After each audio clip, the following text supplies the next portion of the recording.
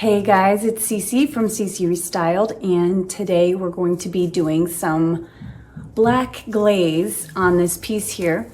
And what glaze does is basically kind of get down in the details and really make them pop, a lot of people like to say, or kind of bring them out and make them a little more prominent by creating shadows, or a darker color or even lighter color down in the details. And the way you do that is by applying the glaze just like you would paint it on, paint on paint, and then you want to wipe back the excess. And I'm going to show you how to do that using Paint Couture Black Chiffon Glaze.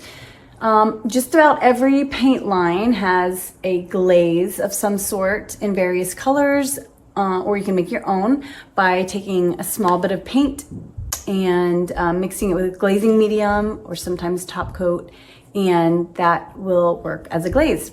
Some of them work a little bit differently, but for the most part, the same process. So I painted this piece in 2 coats of Paint Couture. This is Midnight Blue down here and Ombre blended up to Peacock.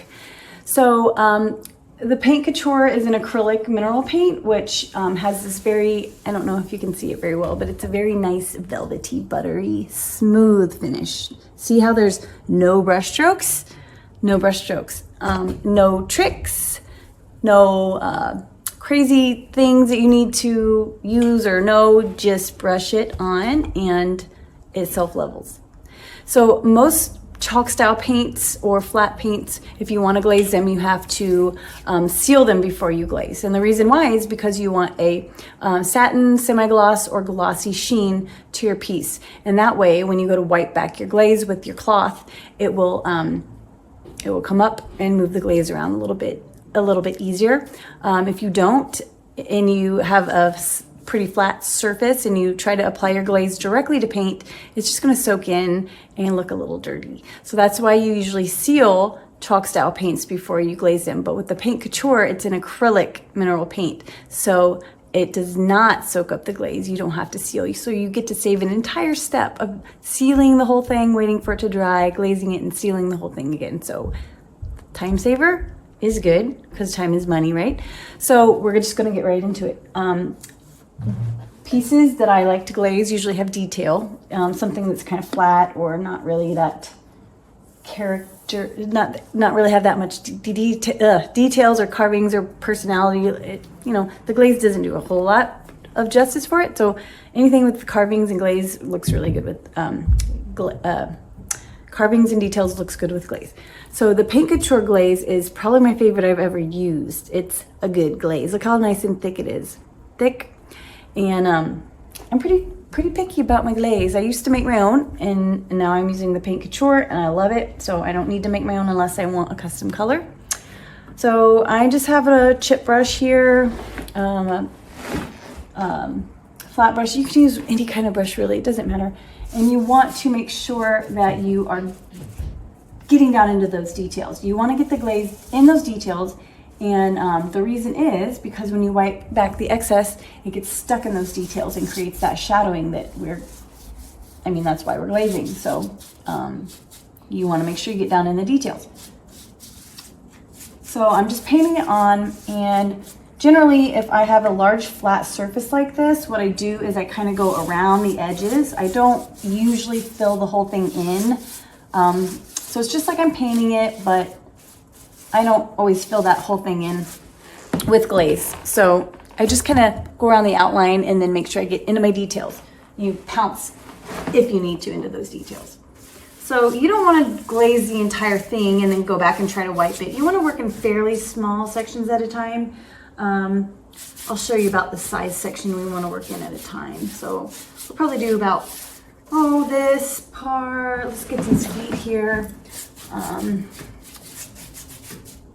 I'm going to pounce into those details because you really want to get down in those. That's where you create the shadows and the cool factor comes from. So let's go ahead and, I'm pretty liberal with my glaze. You don't have to apply it quite as thick. You can go a little bit thinner on it if you prefer. If you go thin and you don't like how you think it's a little too subtle, you can always do a second glazing on it. I prefer to just be a little liberal and wipe it back to however dark I want my glaze. After my glaze is all dry on my piece, after I'm done glazing it, wiping it back, and I'm ready for it to be finalized, I gotta let it dry, and then you will want to seal it for protection. You would be fine getting away with not sealing it in light traffic areas, but I'm always very, very careful to do everything I can to make sure my piece is not going to chip, peel, crack, scratch easily, anything like that. So I always seal. Okay, we pounce into those little carvings, make sure we get down in there. So I'm going to do this pillar here, this little column corner, and that's about the largest section I'm going to do at a time. Okay, so I'm not going to do a humongous section, just to this little pillar here. And some glazes you have, they dry faster, so you want an even smaller section to work on at a time. But this is about the size I can get away with paint couture glazes. And it not dry up on me too quickly. Okay, so I'm pouncing into all those flutes and carving details there. Make sure we get in those details on the feet. The feet. Don't forget the feet. All right, so now we've got our whole area covered as if, it was painted. I'm going to take a lint-free cloth. I like to use old t-shirts preferably, but here at the shop we use shop towels. But lint-free is important, and I think that old t-shirts work the best. They're soft, but you want to take your soft cloth, and I'm not pressing super hard, okay? I'm just giving it a little bit of firm pressure, and I'm wiping the excess back, okay? So you don't want to wipe it all off. You want to leave some of it back there. Here, let me get you a little better view. You want to leave some of it on the piece, okay? So I like to kind of wipe off all my excess first, fairly gently, not too crazy.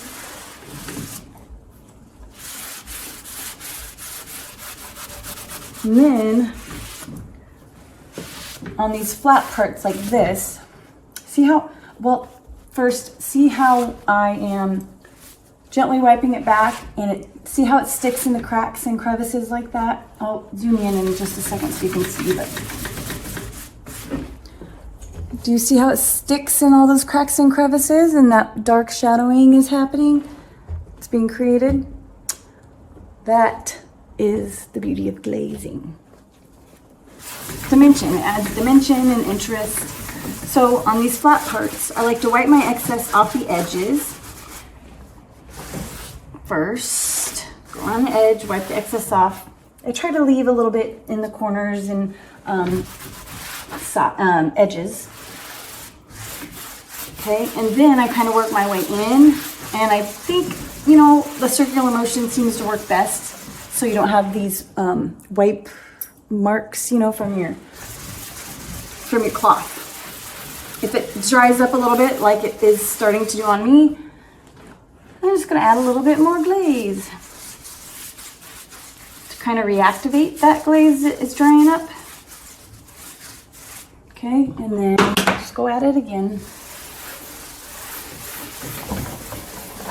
And it's almost like you're polishing, the glaze out of the center. You want to make sure you're constantly moving around your cloth so that you have a fresh part of the cloth that is not soaked in glaze. Otherwise, you're just pushing around muddy glaze. So you'll want several t-shirts or shop towels at your fingertips. So I prefer the circular motion on these kind of sides of pieces, that tend to be rectangular, square, whatever. I'm going to switch towels.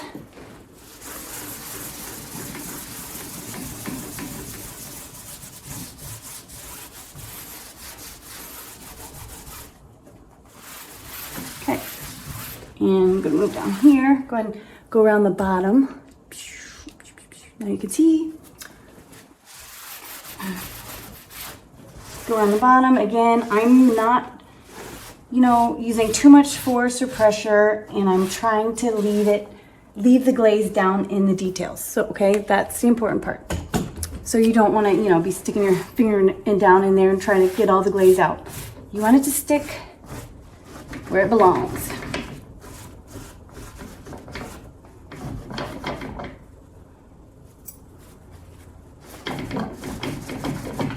Okay, let's see if I can turn this way a little bit so you can see what I'm about to do on the side.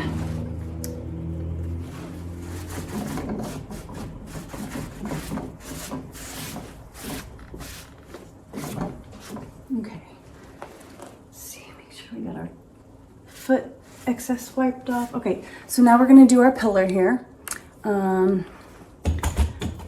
And again, we just want to gently wipe the excess away.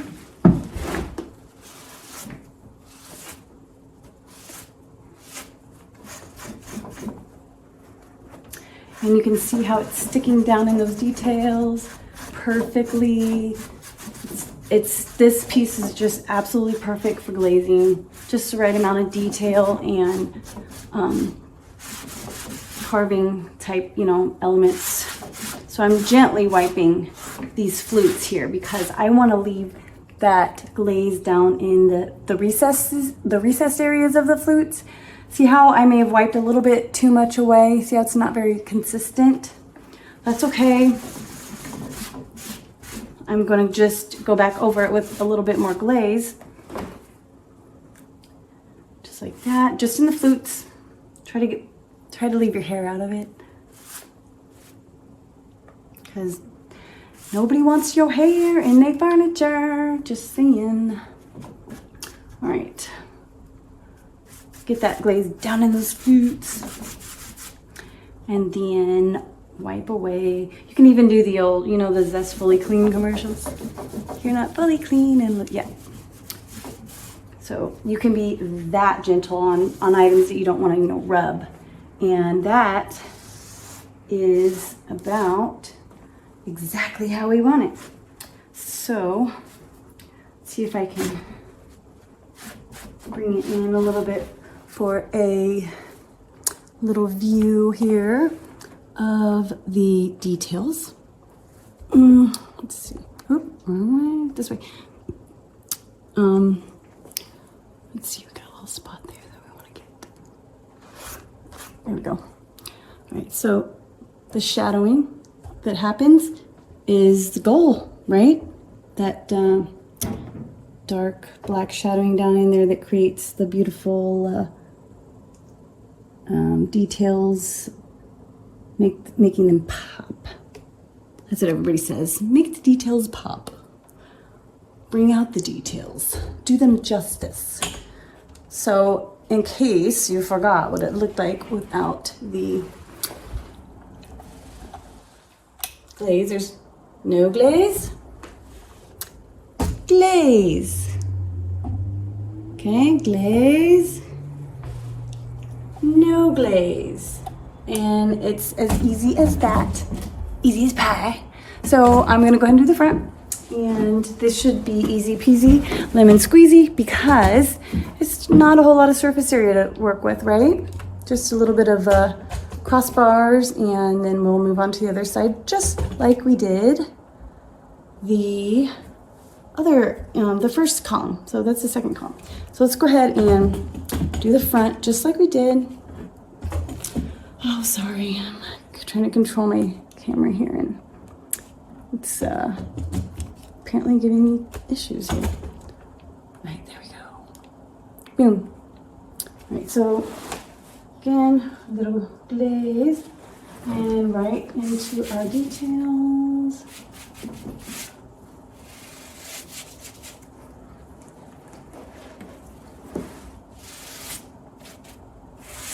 And I like to use a chip brush to kind of pounce down in those details. You can use whatever brush you want. This is the one time I don't really have specific brush that I'm like, I have got to use that for glaze. Paint, I only use synthetics. And you know, depending on the piece, I'll use a certain type of brush, like flat or oval or this or that. But for glazing, I am just like, chip brush is great. Chip brush it is. So,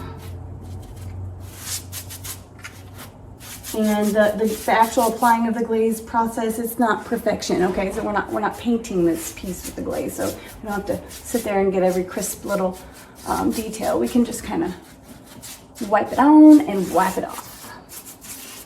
Glaze on, glaze off. Okay, so now I'm gonna go down this bottom rail here. Make sure I get my glaze all up in those little crevices. Perfect. Okay, so front done. Now, just like the side in the corner, I'm just going to take my cloth and lightly wipe away the excess. Easy peasy. I've seen people use baby wipes before to do this part of the process. I don't get down on that so much just because a baby wipe is a little too wet for my tastes, you know. So maybe some kind of glazes that dry a lot quicker, a baby wipe would be better. But this Paint Couture has a perfect open time. The Glaze Couture, I'm sorry, has a perfect open time. You know, just perfect enough to get in there, get the job done, and move on. So it's my favorite glaze. Okay, so swipe the bottom. Again, I want to make sure I'm leaving the glaze down in those details, so I'm not wiping it all completely off, just the excess.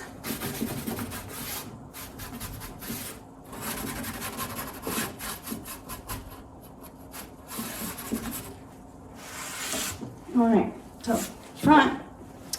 Well, let's get this little flat part here. Okay, the front is done. Front is done. Not a whole lot of detail going on there, so you know, no biggie, no biggie. So we have one more side to do. One more pillar and one more side. Let it dry, seal it with my favorite water-based sealer, and done. So that's how easy it is to glaze with the Paint Couture glaze. Yeah, so try it out, let me know how it looks, and thanks for watching, and I'll see you next time. Bye.